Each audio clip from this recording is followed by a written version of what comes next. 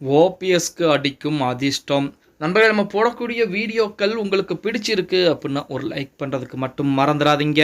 தமிழகத்துடைய முன்னாள் முதலமைச்சர், அது மட்டுமல்லாமல் தற்போது புதிதாக ஒரு கட்சியை தொடங்கலாமா அல்லது மறுபடியும் அதிமுகவிலே இணைவதற்கு வாய்ப்புகள் என்பது கிடைக்குமா அப்படின்னு சொல்லி ஓபிஎஸ் பல்வேறு விதங்களில் முயற்சிகளை மேற்கொண்டு வருகிறார். இருந்த போதிலுமே நமது ஓபிஎஸ் அவர்களுக்கு கடவுள் நம்பிக்கை என்பது அதிகமாகத்தான் இருக்கும் அப்படின்னு சொல்லலாம். அதன் அடிப்படையில் சமீபத்தில் கூட சில மாதங்களுக்கு முன்பு கூட பார்த்தீங்கன்னா கோவையில் இருக்கக்கூடிய ஒரு கோயிலுக்கு பசுமாடு பிளஸ் கன்றுக்குட்டியுடன் இரண்டையுமே தானமாக கொடுத்தார். அப்படி கொடுத்தால் அதற்கு நல்ல விஷயங்கள் பல நடக்கும் அப்படிங்கிற ஒரு ஐதீகம் என்பது இருந்ததன் காரணமாக அவர் அந்த மாதிரி செய்தார். அதற்கு அடுத்தபடியாக ஏகப்பட்ட மாற்றங்கள் என்பது சார்பாக வந்திருக்கிறது அப்படின்னு கூட சொல்லலாம்.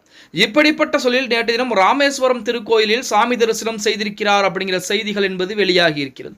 கங்கை நீரை எடுத்துக் கொண்டு வந்து ராமேஸ்வரம் திருக்கோயிலில் சாமி தரிசனம் செய்திருக்கிறாராம் நமது ஓபிஎஸ் அவர்கள். காண்டி அப்படின்னு பார்த்தோம்னா தமிழகத்துடைய முன்னாள் முதலமைச்சர் ஓ பன்னீர்செல்வத்துடைய மனைவி விஜயலட்சுமி 2021ஆம் ஆண்டு காலமாயிருக்கிறார்.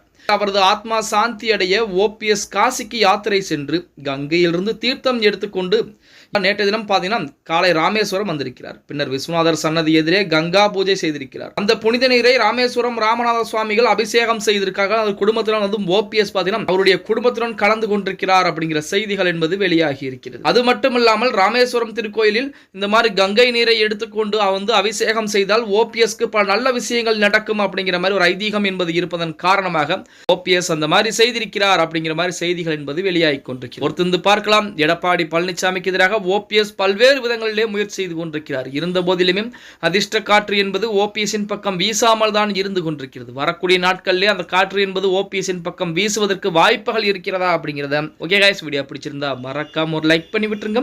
அப்படி இந்த வீடியோ ஃப்ரெண்ட்ஸ் அண்ட் ஃபேமிலிக்கும் ஒரு ஷேர் பண்ண மறந்துடாதீங்க.